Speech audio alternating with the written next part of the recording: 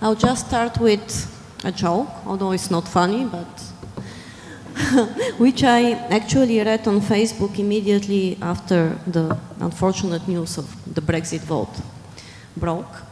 And it was the following.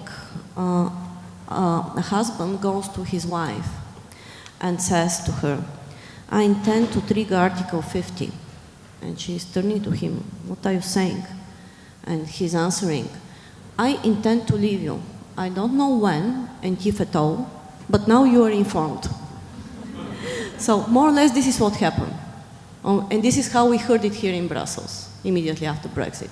There is something that is going to happen, but no one knows how, when, and under what conditions. The European Citizen Action Service is an European association. We've been in existence for 25 years already, and our mission is to empower citizens to exercise their rights. And we do that through very different means. We have a network of about 100 members, most of them not-for-profit organizations. We serve them by advising them how to access EU funding. We also have now a vision of what possible scenarios could be with regard to access to funding. Once the negotiations started and the different scenarios come in play, but this is more or less Marta's job to inform you about that. We also provide services. Just a second, I mean, who is turning this? Oh, okay, so I can do that, huh?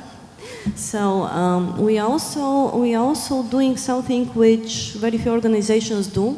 Here in Brussels, we provide services to European citizens directly. For example, we advise European citizens who exercise their right of free movement every year on whatever difficulties they encounter. This is a legal advice that we provide to more than 23,000 citizens annually on all possible rights related to how to access social security, health insurance, how to register myself in the commune, how to get my professional qualifications recognized. Yesterday we received the 210,000 inquiry by a new citizen. So therefore, more or less, we know pretty well what works and maybe what doesn't work with regard to free movement in Europe.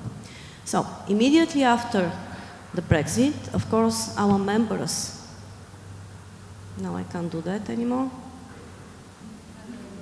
Yeah. Our members came to us and said, okay, we need help. You know? The inquiries of Europe Advice, this is the service that we manage, grew immediately, you see, by 18%. And those are the typical inquiries that our service started receiving immediately after Brexit. The uncertainty is the word, actually, which is also showed by the statistics. You know? Applications in 2016, the third quarter, raised by 253% compared to the same period in 2015 of UK citizens. So then we said, okay, apparently we have to do something. So let's look at the possible scenarios post-Brexit of the UK relations and especially try to assess the impact on citizens' rights, the rights that derive from the European citizenship. So those have been the scenarios that we have considered and assessed. The first one, of course, is the baseline scenario in order to consider it and to compare to it. This is the status quo. The second one was the Cameron deal, which would have been implemented if there was no Brexit but Remain. All the others you know. The Canada model is based on the SETR agreement, which is simply provisional at the moment because you know that it will enter into force provided that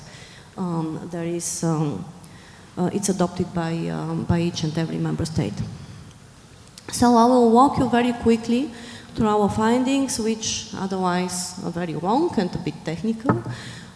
Here you see that the green means full access to the respective right, the red means no access, and then the yellow one, yellow to orange, means partial access based on voluntary or special agreements. So this is what we have with regard to right to entry at the moment. Turkey no, Canada, an agreement to exchange high qualified personnel. It's interesting to go through this because it's not always the fact that what we know about, for example, the Norway and the Switzerland scenario, that they are most favorable in all possible cases. So once the negotiations start, it's important to have this evidence base in hand if you want to advocate for the best scenario for citizens. And this is what we are going to supply to our members that deal with citizens directly throughout Europe. Right to residence and work looks this way. So draft new agreements, the one that Cameron negotiated, Canada and Turkey have restrictions. Of course, they're based on very many different grounds which have been negotiated because simply the agreements are very different. Rise to social security, always very important. In our inquiries under Europe Advice, this is the top issue of concern, usually, the right to social security.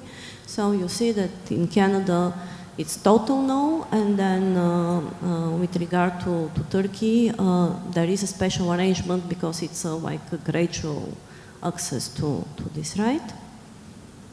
Yeah. Right to do business services, consumer protection. We have put it all together just because it coincides in terms of the covers and the restrictions. So you see that in this specific case, Switzerland, Canada and Turkey, usually they do not have the right to freedom of services. This does not apply to them, but it applies for individuals, for natural persons who can go and do as self-employed, for example, business in a member state. So this is the reason why it's not completely in red, but just in yellow. Passenger rights. Canada and Turkey have advantage because also even third country nationals more or less can benefit from the passengers' rights as far as their exercise from and to a country member of the European Union.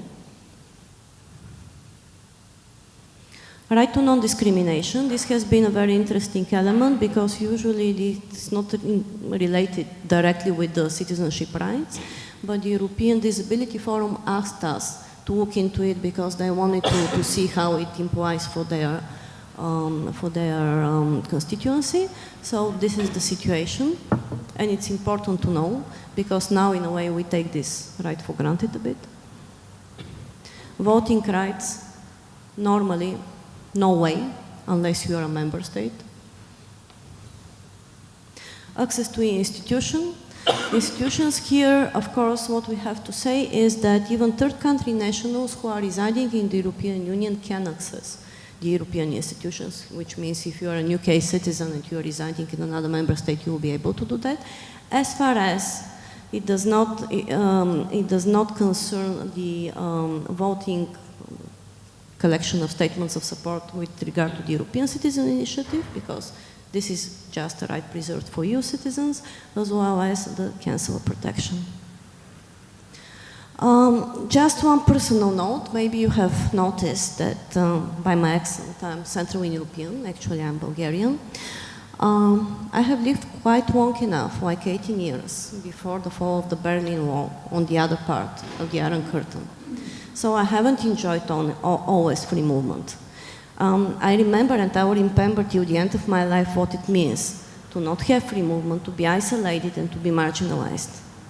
It's not by any chance that I am such a protector and will be to free movement. This is an asset which we shouldn't take for granted because I don't know how many of you know what it means not to have it. I believe that we have to preserve it at all costs. Thank you.